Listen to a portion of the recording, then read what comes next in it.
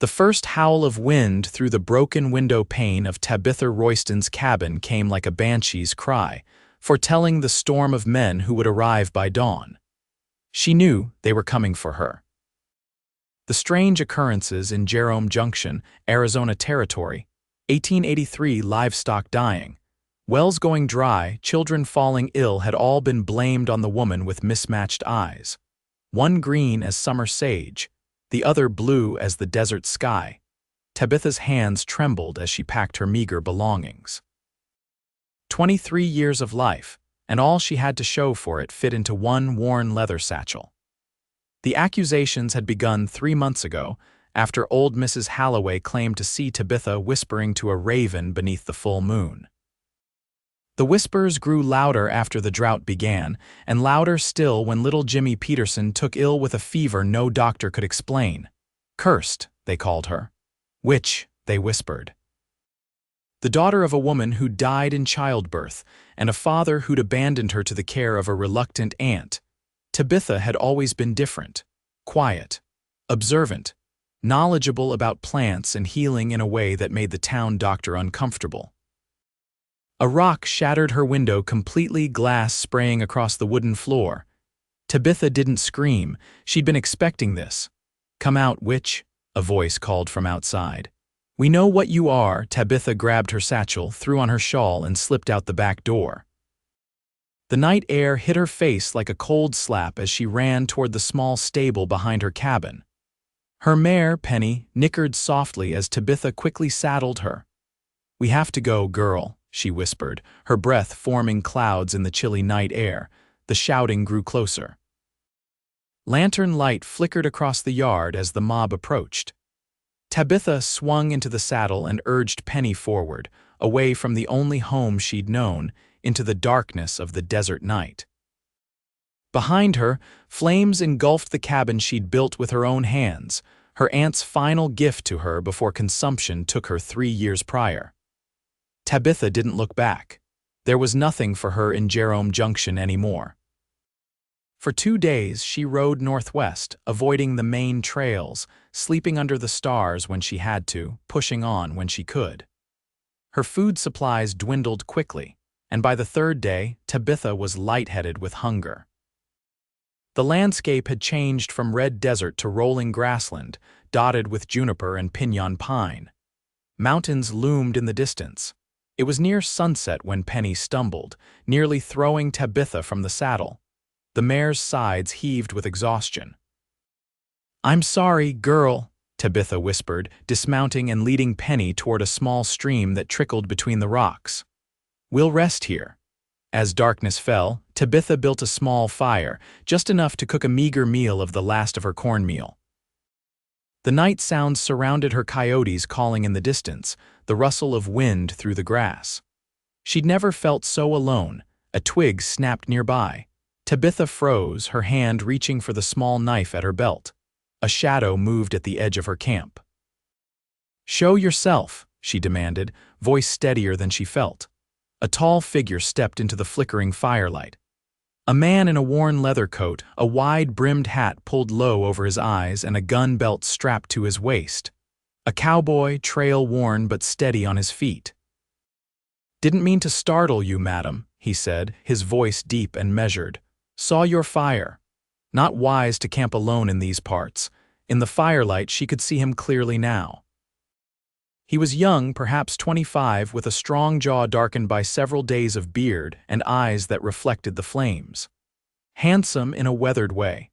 "I can handle myself," Tabitha replied, knife still raised. The man nodded slowly, respectfully keeping his distance. "Name's Yates Westcott. I'm foreman at the Triple B Ranch about 5 miles north of here." "Is that supposed to mean something to me?" Tabitha asked. A smile tugged at one corner of his mouth. "No, madam, just letting you know I'm not some drifter. My men and I are moving cattle to the northern pastures." He gestured behind him, where Tabitha now noticed several more campfires dotting the darkness. "Heard there's a storm coming. You might want to find better shelter." Tabitha looked up at the clear sky, stars blazing in the blackness. "Trust me," Yates said, following her gaze. Out here, weather changes faster than a rattlesnake strikes. We've got an extra tent if you'd care to join our camp. No, Tabitha said quickly. Thank you, but no. Yates studied her for a moment, then nodded. As you wish. He turned to leave, then paused. If you change your mind, we're just over that rise. He pointed to the north. Good night, miss. Tabitha hesitated. Royston, Tabitha Royston, Miss Royston. He tipped his hat and melted back into the darkness. Tabitha stared after him, knife still in hand. Something about Yates Westcott unsettled her, not because he seemed dangerous, but because he hadn't seemed dangerous at all. In her experience, men were not to be trusted, especially handsome ones with kind voices. The storm came just as Yates had predicted. Tabitha was awakened in the night by fat raindrops splattering her face. She barely had time to gather her things before the heavens opened completely. Within minutes, she was drenched, her fire extinguished, her bedroll soaked through. Penny whinnied in distress as thunder boomed overhead. With no other choice, Tabitha grabbed Penny's reins and headed toward the rise where Yates had indicated his camp would be. Lightning split the sky, illuminating the way in brief, blinding flashes. By the time she reached the Cowboys' camp, she was shaking with cold, her teeth chattering. The camp was a flurry of activity as men secured belongings and animals against the storm. Tabitha stood at the edge, rain streaming down her face, uncertain. Miss Royston, a voice called out, and then Yates was there, taking Penny's reins. Come, quickly. He led her to a large canvas tent, one of several staked against the wind. Inside, lanterns cast warm light over simple bedrolls and saddles used as seats. Two other cowboys looked up as they entered, surprise evident on their faces. Boys, this is Miss Royston, Yates said, helping Tabitha remove her sodden shawl. She'll be joining us until the storm passes. Jackson, get her something dry to wear. Daniels, some hot coffee, if you please. The men scrambled to obey, and Tabitha found herself wrapped in a dry blanket, a steaming cup of coffee in her hands before she could even thank them. You're shaking like a leaf, Yates said, concern evident in his voice. Been on the trail long. 3 days, Tabitha admitted, the warmth of the coffee seeping into her frozen fingers. Yates raised an eyebrow. From where, if I might ask? Jerome Junction. Yates whistled low. That's a fair piece to travel alone. What brings you out this way? Tabitha stared into her coffee, the memories of flames and accusations still too raw. I'm looking for a new start. Something in her voice must have signaled her reluctance to say more, for Yates simply nodded. Well, you're welcome to ride with us to Clearwater. It's the nearest town with a proper hotel, no place for a lady to be camping rough, especially with more weather coming. I'm not a lady, Tabitha said automatically, then flushed at how that sounded. I mean, I'm not some delicate flower who can't survive outdoors. Yates chuckled. I can see that. Offer stands all the same. Tabitha considered her options. Her supplies were gone, Penny was exhausted, and she had no clear destination in mind. I would be grateful, she finally said. The storm raged through the night and well into the next day. Tabitha spent the time huddled in the tent, listening to the rain pound against the canvas and the occasional rumble of thunder. The cowboys came and went, checking on the cattle, bringing reports of swollen creeks and muddy trails. By evening, the rain had slowed to a drizzle, and Yates declared they would move out at first light. The cattle won't wait, he explained as they shared a simple supper of beans and salt pork. Storms stirred them up something fierce. I can find my own way, Tabitha offered, not wanting to be a burden. Nonsense, Yates said firmly.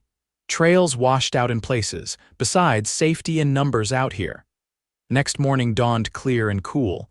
The world seemed washed clean, the desert plants glistening with remaining raindrops.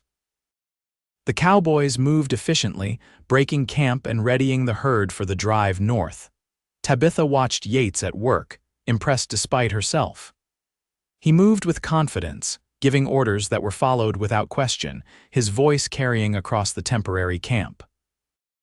When he spoke to the cattle, his tone changed, becoming soothing, almost melodic. "You have a way with animals," she observed as they saddled their horses. Yates patted his gelding's neck affectionately. "They're honest creatures, no pretense, no lies." "You always know where you stand with a horse or a cow," he glanced at her. "Not always true with people." Tabitha nodded, understanding all too well the cattle drive was slow going. The storm had left the ground muddy and treacherous in places. Twice they had to detour around washed-out arroyos, adding miles to their journey. Tabitha rode alongside the chuck wagon, helping the cook, an older man named Everett, prepare meals at their stops. On the third day, as they made camp for the evening, one of the younger cowboys, a freckle-faced boy named Tommy, who couldn't have been more than 18, approached Tabitha hesitantly. "Miss Royston, I got a terrible ache in my tooth. Mr. Westcott said you might know something that could help." Tabitha glanced at Yates, who was unsaddling his horse nearby. He shrugged. "Noticed you gathering herbs yesterday. Figured you might know a remedy or two." Tabitha hesitated. Her knowledge of plants and healing was what had first raised suspicions back in Jerome Junction. But the boy was clearly in pain, his cheeks swollen and red. "Let me see," she said finally, gesturing for Tommy to sit. She examined his mouth carefully, noting the angry inflammation around a back molar. "I can make a poultice that will help with the pain and swelling." She set to work, mixing dried herbs from her small collection with hot water to form a paste. As she worked, she became aware that several cowboys had gathered around, watching with curiosity. "Put this against your gum," she instructed Tommy. "Keep it there as long as you can. And rinse your mouth with salt water in the morning." "Thank you, Miss Royston," Tommy said, relief already visible on his young face as the herbs began to numb the pain. Tabitha packed away her supplies, conscious of the men's gazes. In Jerome Junction, such attention would have made her nervous, a prelude to accusations and fear. But these men looked at her with simple gratitude and respect. Later, as she sat by the fire, Yates joined her, offering a cup of coffee. "That was kind of you," he said, settling beside her. "Tommy's been suffering for days, but too stubborn to say anything." Tabitha accepted the coffee. "It's a simple remedy my aunt taught me. Your aunt a healer, of sorts. She knew the old ways." Tabitha watched the flames dance. "She taught me to recognize plants that heal and plants that harm. How to listen to the land." Yates was quiet for a moment. "Valuable knowledge. Some would call it witchcraft," Tabitha said, the bitterness slipping into her voice before she could stop it. "Is that what happened in Jerome Junction?" Yates asked softly. "They called you a witch." Tabitha stiffened. "How did you—" "I heard things," Yates admitted. "Word travels even out here. They say a woman with mismatched eyes brought a curse down on the town, that they drove her out." Tabitha stood abruptly, coffee sloshing over the rim of her cup. "Is that why you helped me?" "To see if the rumors were true, to see the cursed woman for yourself." Yates rose too, his expression troubled. "No, Tabitha, I helped you because you needed help, nothing more. And now that you know who I am, what I am—" "I know who you are," Yates said firmly. "You're a woman who helped a boy with a toothache, who treats her horse with kindness, who survived hardship with dignity." His voice softened. "As for what you are, if they called you cursed and ran you out, then you're blessed in my eyes." Tabitha stared at him, searching for any sign of mockery or deceit, but found only sincerity in his steady gaze. Something shifted inside her, a tight knot of fear beginning to loosen. "You don't even know me," she whispered. "I'd like to," Yates replied simply. They reached Clearwater 2 days later. It was a small settlement, barely more than a wide spot in the trail with a general store, a saloon, and the promised hotel, a 2-story building with peeling paint but clean windows.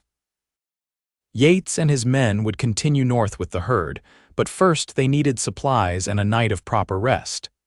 As they rode into town, Tabitha felt the familiar sensation of eyes upon her.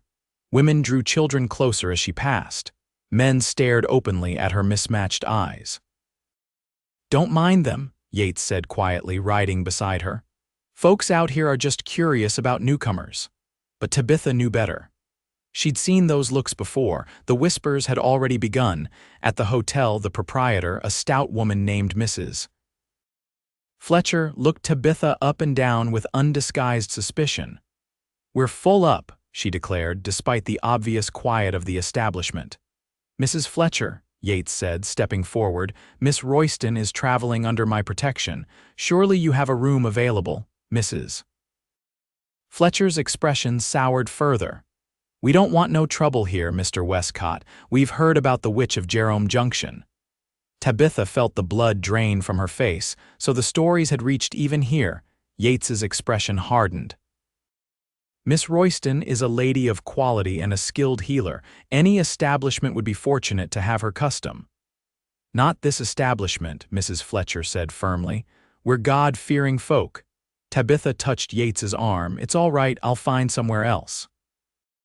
"There is nowhere else," Yates said, his jaw tight with anger. "Mrs. Fletcher, I've brought business to your hotel for years. My men spend good money in your dining room and bar. Are you refusing service to a friend of mine?" The standoff continued for a tense moment before Mrs. Fletcher relented with poor grace. "One night, and she takes her meals in her room."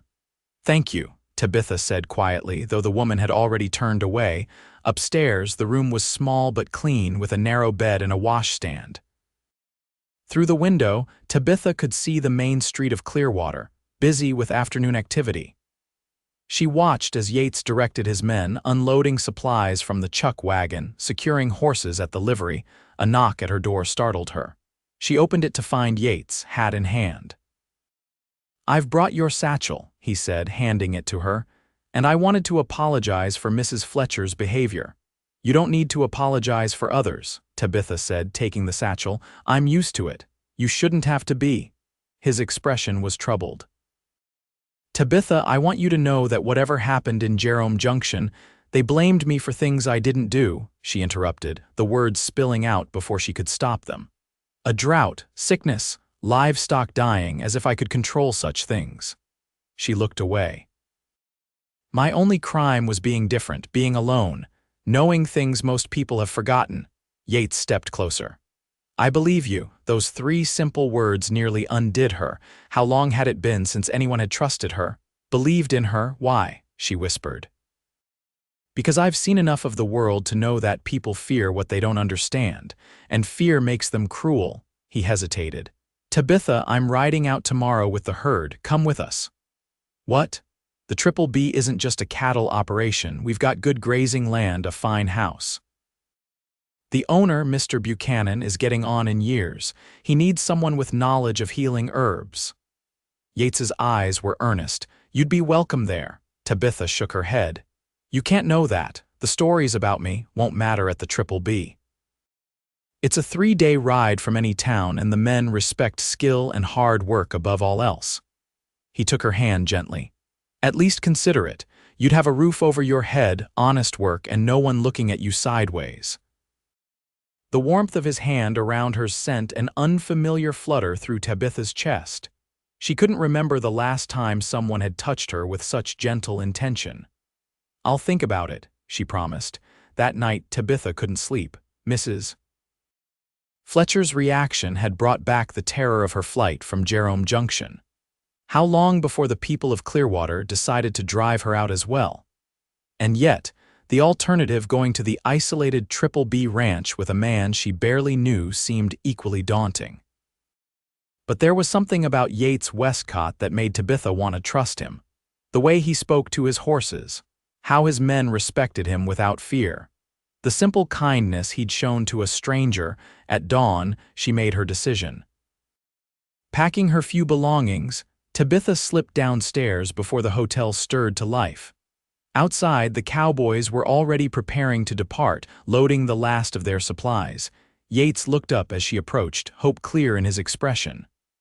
"I'd like to accept your offer," Tabitha said. "If it still stands." His smile was like sunrise breaking over the mountains. "It stands. Welcome to the Triple B, Miss Royston." The journey to the Triple B ranch took them through some of the most beautiful country Tabitha had ever seen. Rolling hills gave way to pine forests as they climbed in elevation. Streams, swollen with snowmelt from distant peaks, crossed their path. Wildlife abounded: deer watching cautiously from thickets, eagles soaring overhead, even a black bear and her cubs glimpsed at a distance. Throughout the journey, Tabitha found herself riding more and more often at Yates's side. He pointed out landmarks, told stories of the land and its history, shared the triumphs and tragedies of his 8 years at the Triple B. "Mr. Buchanan hired me when I was just 17, he explained as they rode side by side, the cattle moving steadily ahead of them. "My pa had died, and Ma couldn't keep the family farm going. Buchanan took a chance on a skinny kid who could barely stay in the saddle." "He sounds like a good man," Tabitha observed. "The best. Taught me everything I know about ranching, about handling men, about living right." Yates smiled at a memory. "His wife, Sarah, died about 5 years back. Consumption hit him hard. He's never been quite the same." "I'm sorry," Tabitha said softly, thinking of her own aunt taken by the same disease. "He keeps to himself mostly now, leaves the running of the place to me." Yates looked sideways at her. "That's why I think you'll be good for the Triple B. Buchanan needs someone who understands healing. And maybe someone who knows what loss feels like." On the afternoon of the 3rd day, they crested a rise, and Yates pulled his horse to a halt. "There it is," he said, gesturing to the valley below. "The Triple B." Tabitha's breath caught. The ranch spread across the valley floor, a collection of well-maintained buildings surrounding a 2-story main house. Corrals and barns dotted the property, and beyond them, fenced pastures stretched to the horizon. A creek wound through the property, its banks lined with cottonwoods. "It's beautiful," she said truthfully. "Home," Yates replied simply. He whistled sharply, and the men began moving the cattle toward the lower pastures. As they approached the main house, an older man emerged onto the porch. Tall and thin, with a shock of white hair and a neatly trimmed beard, he stood straight despite his years. "Welcome back, Westcott," he called, his voice strong. "I see you brought the herd through safe." "Yes, sir, Mr. Buchanan," Yates replied, dismounting. "And I've brought someone I'd like you to meet." Tabitha slid from Penny's back, suddenly nervous. What if Mr. Buchanan had heard the stories too? What if he sent her away? Yates led her forward. "Mr. Buchanan, this is Miss Tabitha Royston. She's knowledgeable about healing herbs and remedies. I thought she might be useful to the ranch."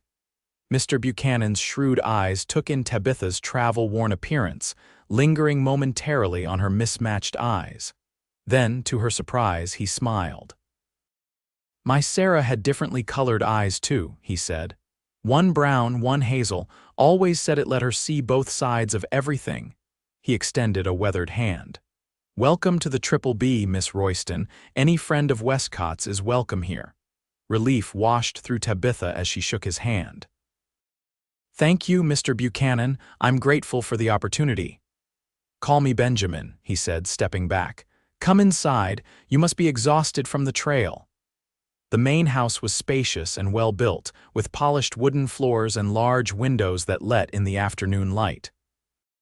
Benjamin showed Tabitha to a small but comfortable bedroom on the 2nd floor, with its own washstand and a window overlooking the mountains. "This was my daughter's room," he explained, a hint of sadness in his voice. "She married a man from California some years back. Doesn't visit much."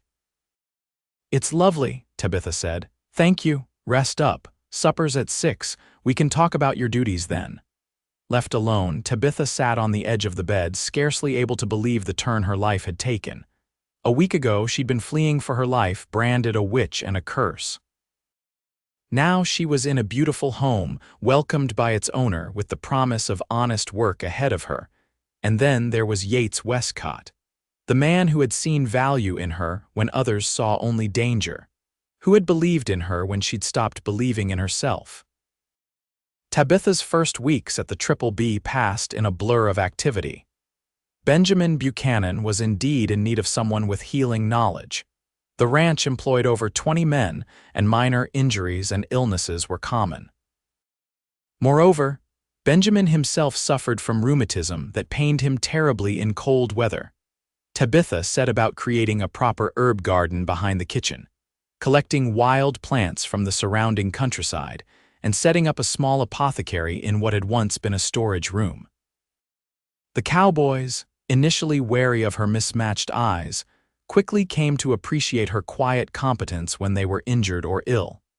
Yates was often away, supervising the various activities of the ranch, but he made a point of checking on Tabitha whenever he returned. Their conversations, once hesitant and guarded, became easy and comfortable. Tabitha found herself looking forward to his visits, to his deep laugh and thoughtful questions about her work. One evening in late summer, Tabitha was in her garden when Yates found her. The sun was setting behind the mountains, casting long shadows across the valley. "Miss Royston," he said, leaning against the fence. "Hard at work as always."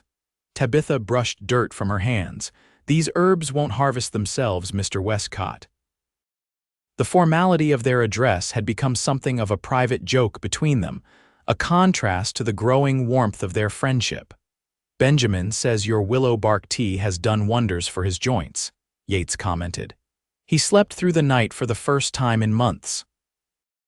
"I'm glad," Tabitha said, genuinely pleased.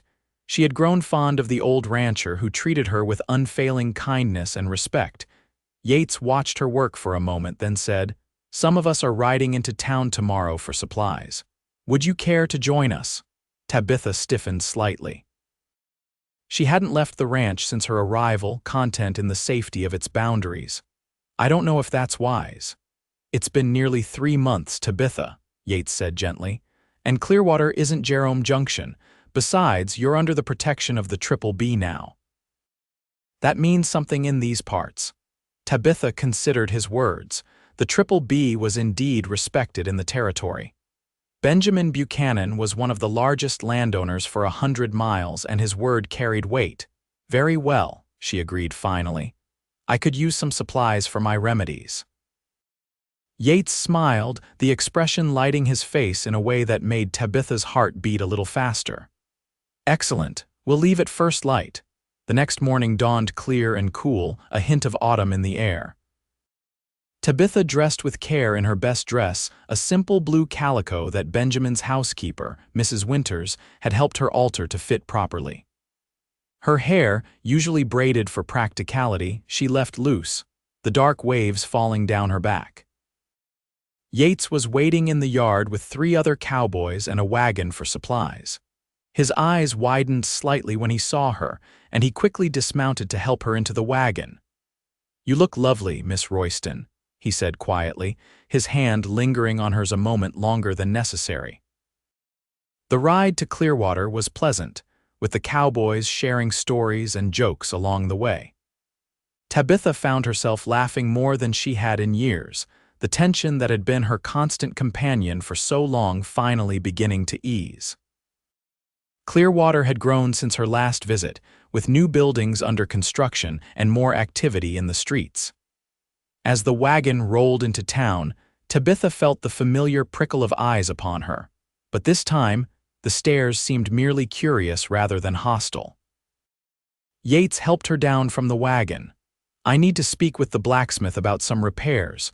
Would you like to visit the general store first?" "Yes, I have a list of items I need," Tabitha replied.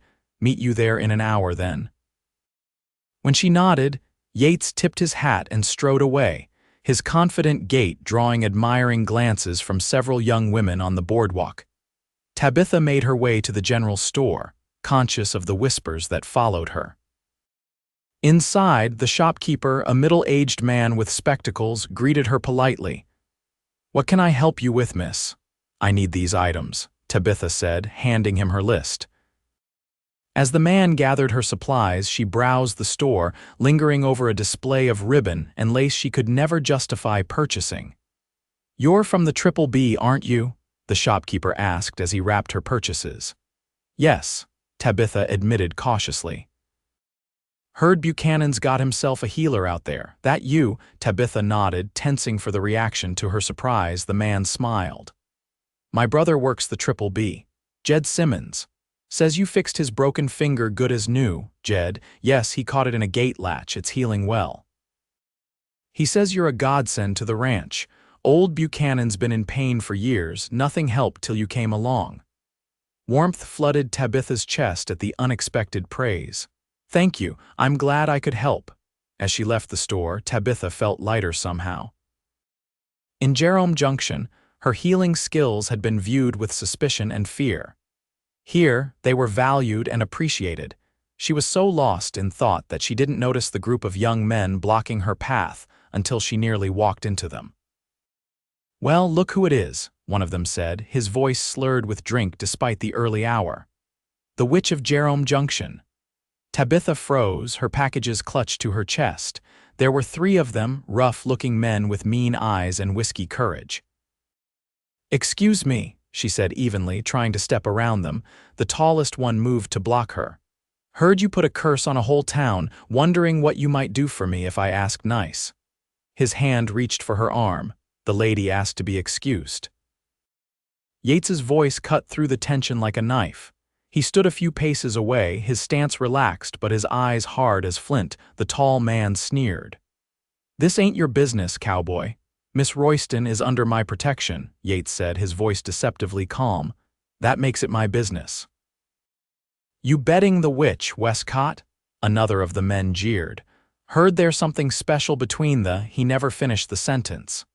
Yates moved with a speed that took everyone by surprise. One moment he was standing still, the next his fist connected with the man's jaw, dropping him to the dirt. The other 2 men rushed him. Tabitha cried out as one landed a blow to Yates's ribs, but Yates didn't falter. He fought with the controlled precision of a man who'd been in his share of brawls but took no pleasure in them. Within moments, all 3 men were on the ground, groaning. Yates straightened his hat, which had somehow stayed on throughout the fight. "Miss Royston, I believe we have more shopping to do." He offered her his arm as calmly as if they were at a social gathering. Tabitha placed her hand on his arm, feeling the tension in his muscles. "Are you hurt?" "Nothing serious," he said as they walked away from the defeated men, the small crowd that had gathered parting to let them pass. "Though Mrs. Winters might need to mend my shirt."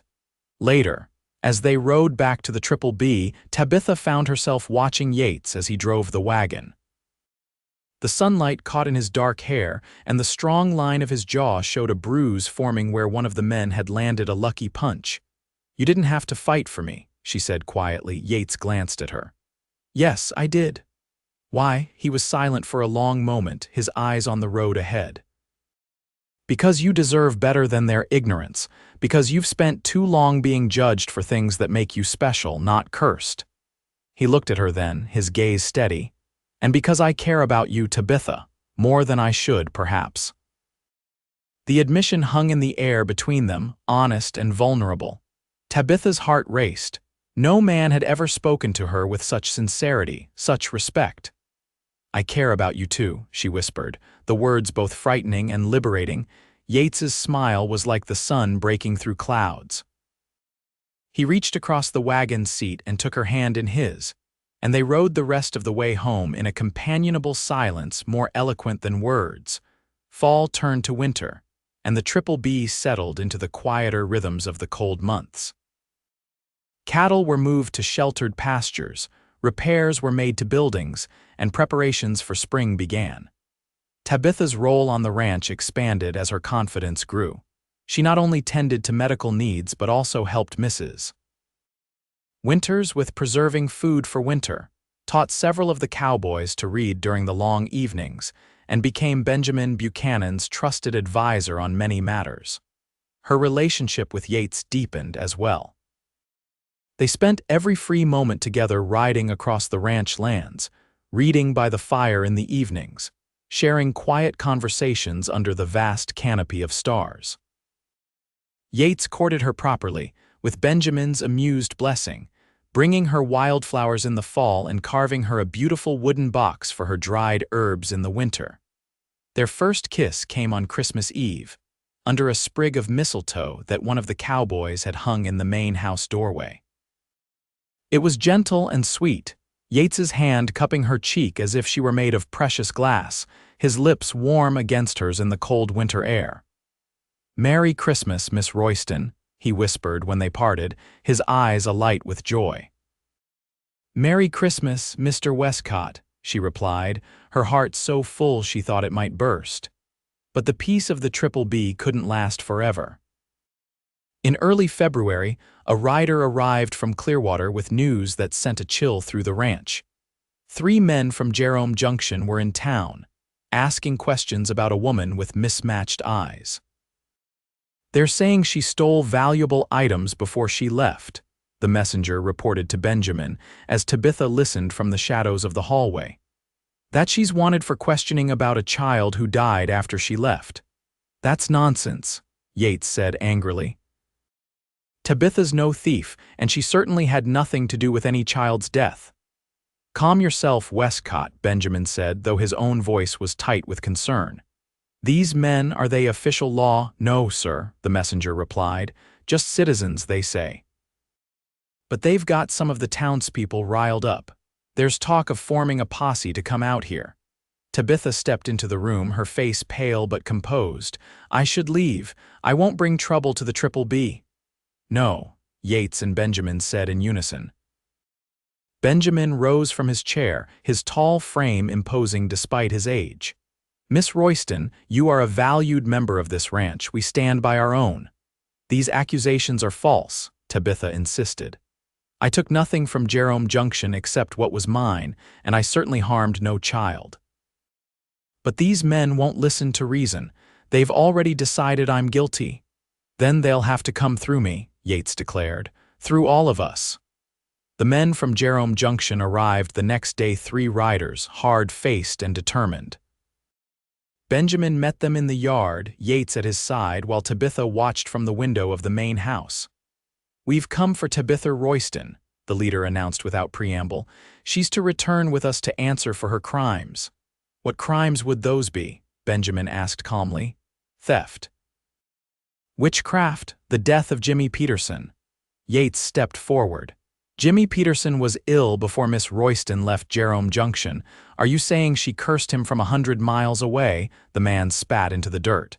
"That woman's a witch. Who knows what she's capable of?"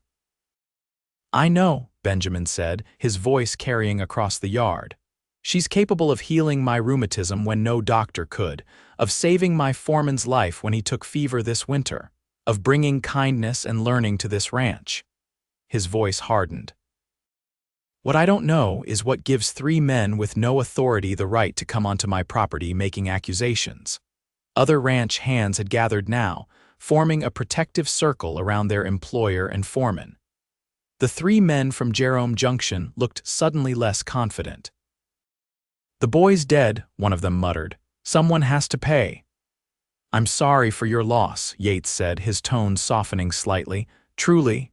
Losing a child is a terrible thing, but Tabitha Royston had nothing to do with it. She's a healer, not a witch. And she's under the protection of the Triple B now." The standoff continued for several tense minutes before the leader of the trio finally nodded grudgingly. "This isn't over," he warned. "The law will hear of this." "By all means, involve the law," Benjamin replied. "Sheriff Davis in Clearwater knows Miss Royston well, as does Judge Wilson, who dined with us just last month. I'm sure they'll be very interested in your accusations." Defeated, the men rode away, but Tabitha knew this wasn't the end.